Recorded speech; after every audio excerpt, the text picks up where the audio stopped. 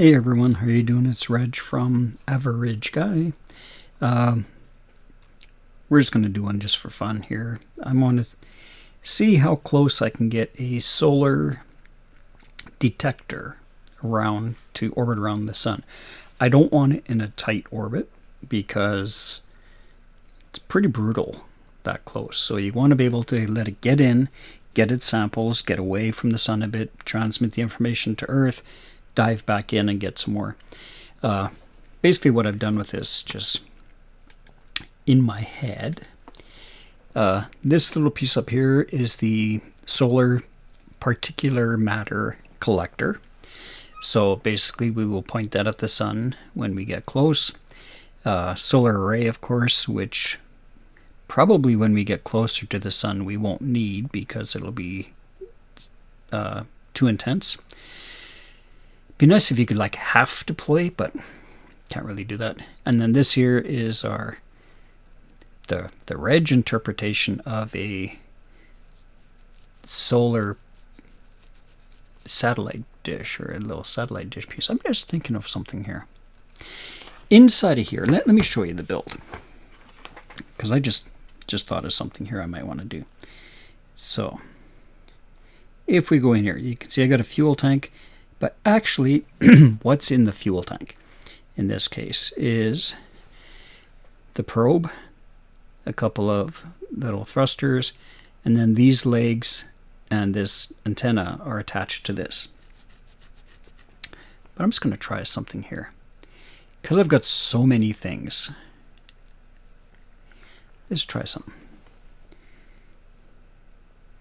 This was not tested ahead of time. I'm going to take those out. I'm going to go and get a basic nose cone, rotate that. Sure. Okay, I'll explain what I'm going to do here. Okay, move that out of the way. So I'm going to select this, and get that. Those little structural pieces, I have sometimes an issue trying to tap on them. Okay, so I've got all that. I did not want that one. These are the ones I need, for sure. So then I'm going to put this here and select it.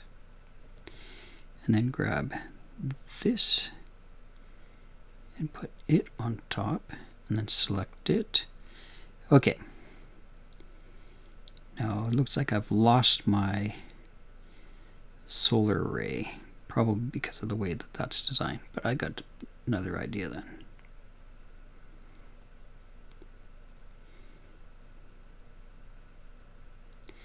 When you're clipping pieces, some people are way better at this than I am, but when you're clipping pieces, you basically just put them on top of each other, select them all, move it just a little bit, and it joins them together.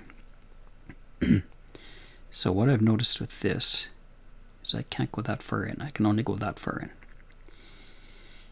And I think that'll work still. Just get those out of the way. So 1, 2, 3. Let's try to see if we can keep this.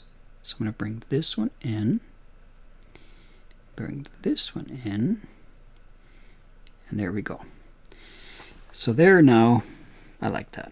I like that better. And I don't need these guys if I'm doing this. Okay.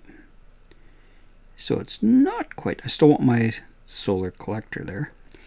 It's not quite as balanced as it was, but you know what? I'm fine with that. So let's get some different fairing pieces. This is called thinking on the fly. There we go. That will work. There we go. So that's going to fit in there, and it's got everything I need. and I like the look better. It looks more like an antenna horn at least. Okay, historically I come out of the telecommunications area, so I wanted something that looked a little nicer, but I like a wider horn.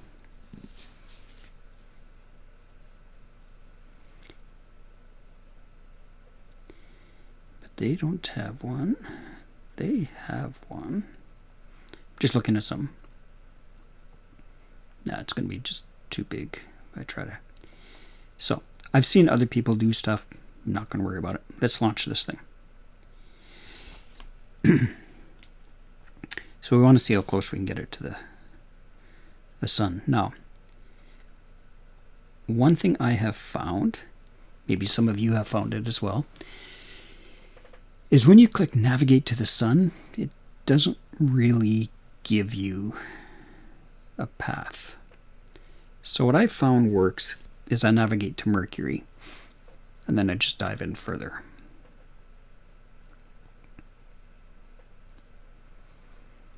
If you have other suggestions of navigating to the sun, I've done a slingshot before too, where I've slingshot past Venus in order to dive in to the sun a little bit faster.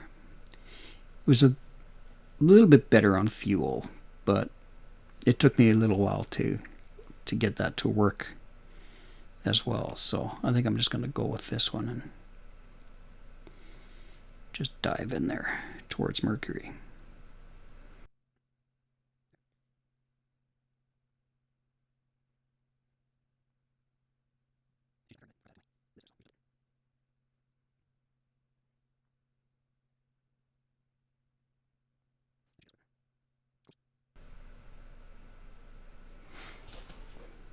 Okay, so we've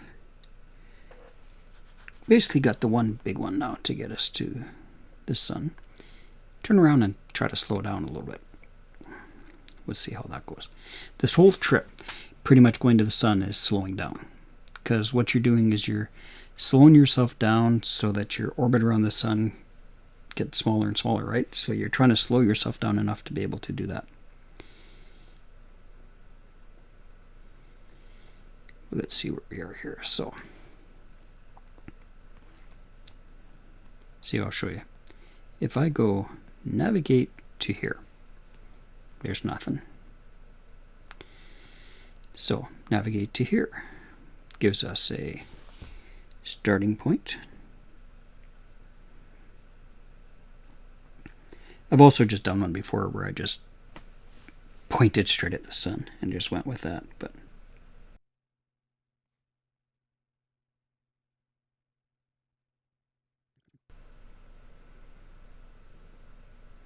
and basically you'll notice the direction it's pointing is just the opposite direction of the Earth's orbit. So we're just trying to drop out of orbit here. Out of Earth's orbit. So we start dropping in towards the sun.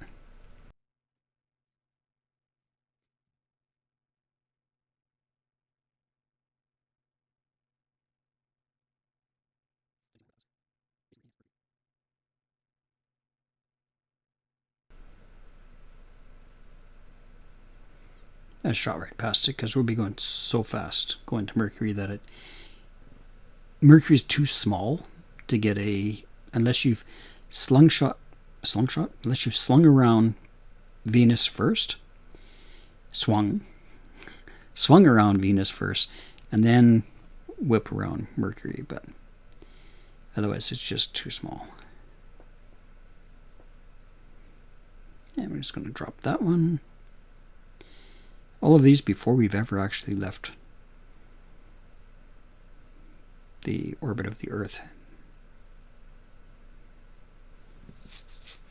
So I find if you get to about 25,000 kilometers from the sun, you get to really see the effect of being in that close. So I'm just going to dive in here a bit. You see we're coming right from the Earth and just dropping straight in.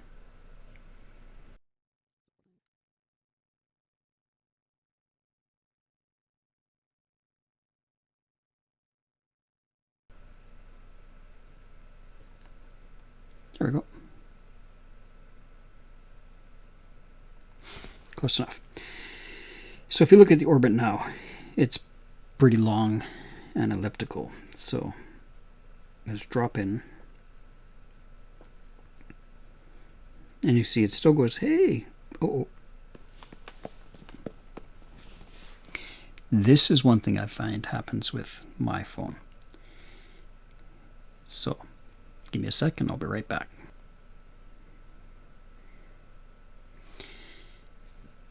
Okay, what I had to do is I had to restart it. And the reason for it is, for some reason, when my phone has to continuously keep trying to figure out the appropriate approach to a planet when I'm in an orbit like this, I just crash.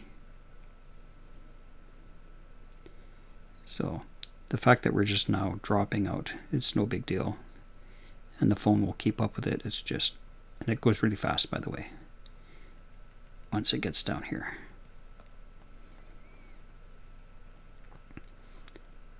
Logically, because we're approaching the sun, right? It's good that there's no atmosphere out here, because we would burn up severely from the atmosphere coming in this fast. Just see what our peak speed is. So we're shooting it around the sun. See, in this last little bit, we're gaining speed like crazy.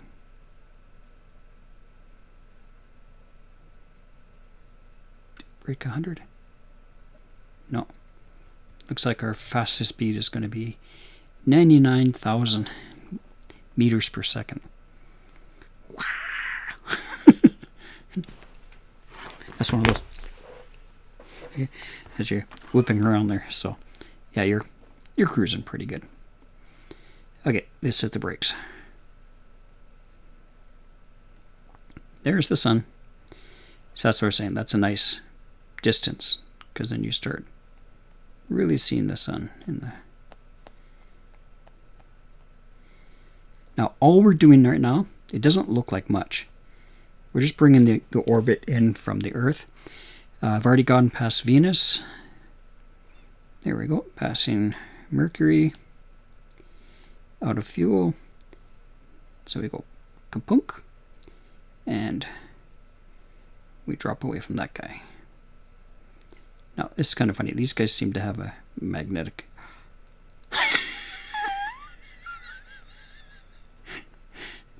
Well, I guess I retracted my... There we go. I guess I've retracted my solar... Don't use the solar ray to try to smash the gas tank out of your way. There it goes. That's because we're slowing down here. It's going to go this way because it looks much more impressive. Oh, you silly boy. Well, it's good we got really good batteries on this thing. Now, all I'm going to do is I'm just going to push the button here until we have shrunk, better word. Shrunk is better. Until we've shrunk our orbit enough here. So there we go. We still have our solar particulate, let's use particulate collector on the one side. We still have our antenna dish. Little tiny solar cell on the other side. Let's go with that one. Okay. There, you can see it's coming down. And I'm just doing this until I run out of some fuel. So, wait for a bit.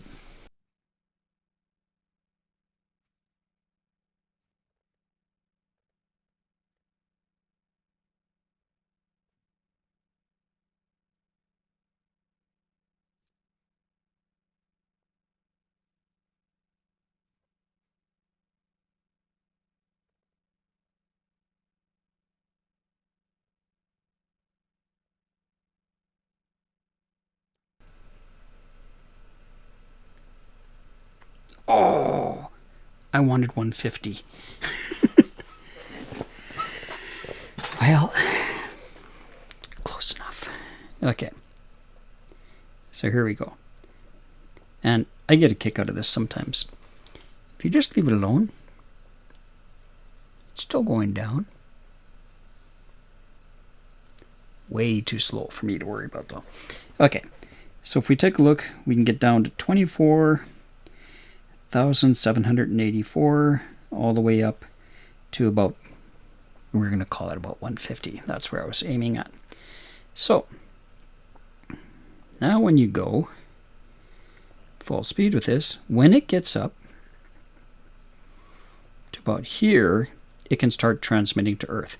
Because what happens is when you get a probe that's too close to the sun, there's too much interference when it's trying to communicate back to the Earth cleanly. This gives us a bit of a elliptical orbit, so it can dive in, do the research, come scooting out, send off the data. Dive back in, do the research, come out, send the data. So at this point, you can see where the Earth is. It's just up over there. So what we would do is we would go bleep, bleep, bleep, bleep, bleep, bleep, meep, meep, meep, meep, meep, meep, and it'll send the information off to the Earth, right? Then it can be transmitting, transmit, right? So it's doing all the transmitting through here. The people on the Earth say, okay, little probe, we want you to do these measurements this time. And it says, yep, okay, gotcha. And then it dives in. And then once it gets down here, and you can see now we can take this and we turn it so our solar collector can be pointing towards the sun. There's where the sun is. So we point the solar collector towards it and just let it keep on diving.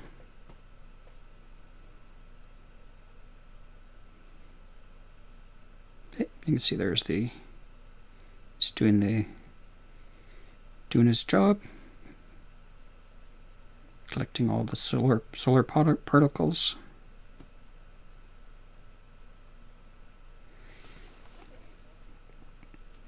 Okay, as it whips past. Little tiny solar cell on the other side. You remember that, right? So then you say, okay, oh, we're missing some good data, so we gotta collect some more solar particles. First time I tried one of these, I was a little bit too far in, and it looks like it gets eaten by the sun. It's just white in the background, which doesn't really simulate very well. Okay, and it goes away, and you can see the sun starting to get further away.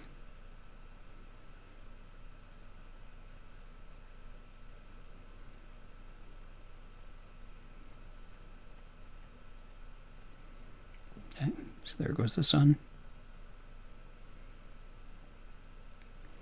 As we come out the other side.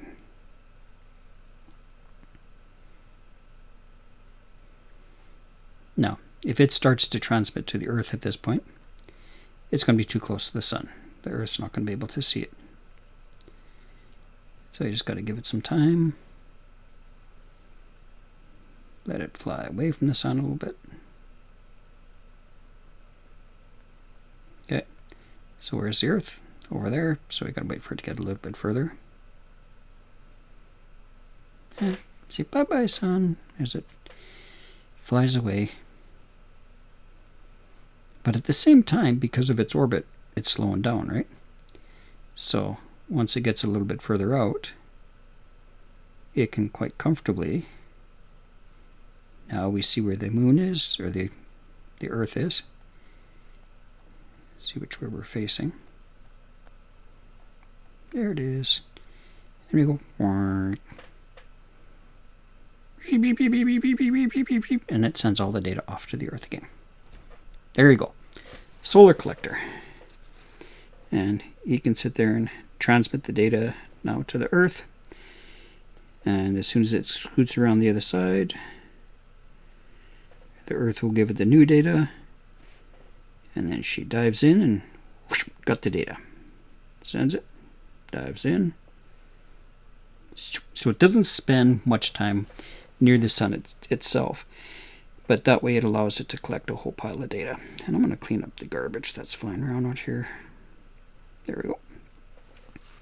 So now that one can just sit there and orbit around inside there. And you can see it passes by the sun quite a few times in 1 year,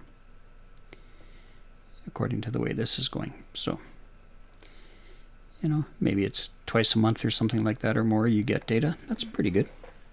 So, hit subscribe, give it a like. Talk to you later.